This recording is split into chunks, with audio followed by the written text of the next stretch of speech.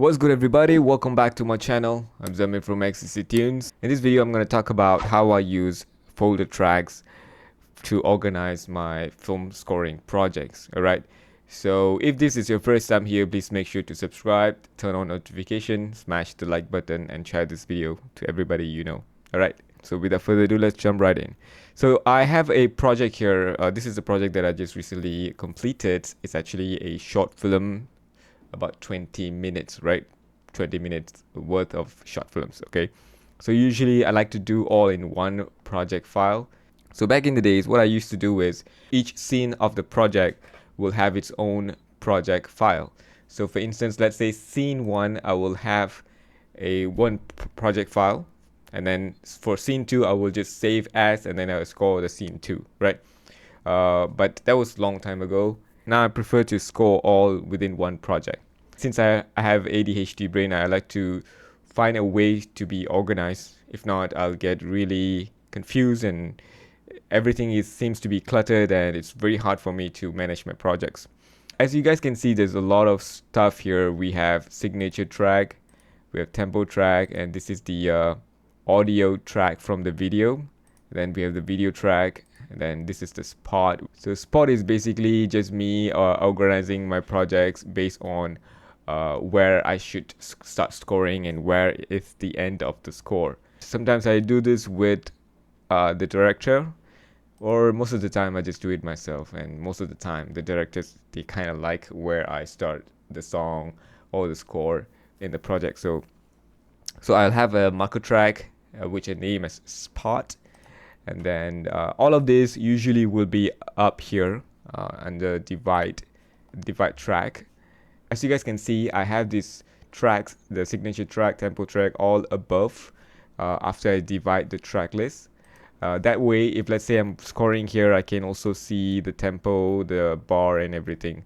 And also I created a folder here so I can put all of these tracks inside, and then I can minimize them if I need to have a bit more space, right? So I can just bring this up so I'll have more space below here, right?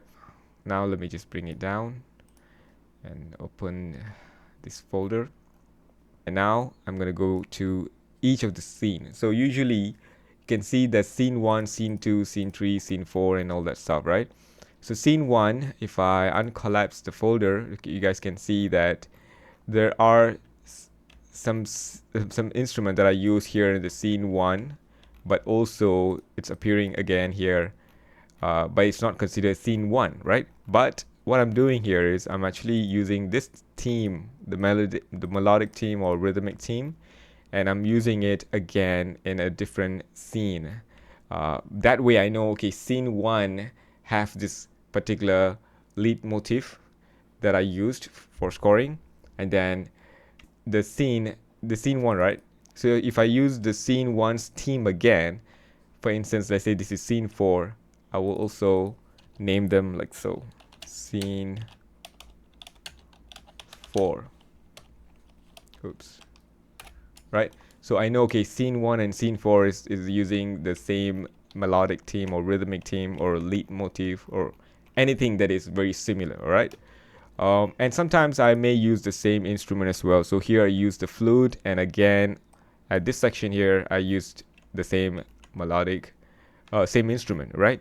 So it could be the same melodic theme or it could be a different theme, but however, since I use the flute here and I'm using the same flute here, so I can see it easily under this one folder, right?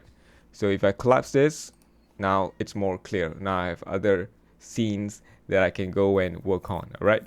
So another thing that I like to do is, for instance, let's say scene 2, right? Let's say I'm moving to a different key. Then I will add the key of the new track, right? Because usually in a film scoring, it's not like you're producing a song, right? You're actually scoring for a couple of scenes, and most scenes will not have the same key. It's not even going to be the same tempo as well. The time signature will change, the key will change, everything will change. So for me to be organized, sometimes I'll just put okay, what are the key that I'm using? Okay, A minor, right? Okay, now what is the tempo? Okay, maybe 78. And what is the time signature? P. and the time signature could be 7 8, right? So I'll just put it there so that, okay, I know, okay, now if I want to use the same theme like A minor 78 BPM, okay, tempo may change depending on the scene. I want to use the same time signature. So if I want to take this theme, for instance, let's say maybe this one here, right? Let's go here. Yeah, let's say this is the one. And so when I go here, I already know that, okay, this is actually a 7 8 time signature. So now I know what are the tempo, what are the key, what are the time signature used for this scene, which is scene 2. And if I want to use the same kind of theme or melodic ideas to a different scene, I know exactly how to find it, right? So that's one way of me organizing the track, right? So one of the cool things that you can do is, obviously you can actually just like have a color code. You can also color code them based on the intensity of the song, the score, right? So for instance, let's say this is very intense score. Scene 3 is a very intense score. Then you can color code them as red, and then, okay, you know, this scene, and maybe this scene number 4 is actually a love track, so you want to have pink, for instance, right? So you can actually color code these folders. Why this color coding is important? It's because currently this short film is only about 20 minutes, but there are projects that I've done for like an hour plus, right? Almost 2 hours. So if that's the case, I'm gonna have a lot of tracks here. And when I'm on the other side of the track, if I want to scroll up and down, when I see okay, this is the pink color, this is a romantic track that I was looking for, I can quickly go and then search for the tracks that I want. All right. So for me, organizing that way definitely speed up my process. And when I'm organized, it helps with my creativity. You know, if you guys have the kind of brain that I have with the ADHD and stuff, it's gonna be really helpful when you are organized. All right. So this is how I use folder track to keep my project organized and not feeling overwhelmed, especially when I'm doing a larger size projects. All right. Another cool thing that you can do with after you have added to this folder, for instance, let's say you're doing your mixing as well. Okay, if you're a mixing engineer as well, once you've done with your scoring, let's say you're mixing this section here, which is scene 1 and scene 4. So once you have done mixing these tracks, you can actually just collapse this folder and then you can bring this up, right? Which means you have done mixing this part, right? And that way you don't have to worry about the scene 1 and scene 4 or whatever.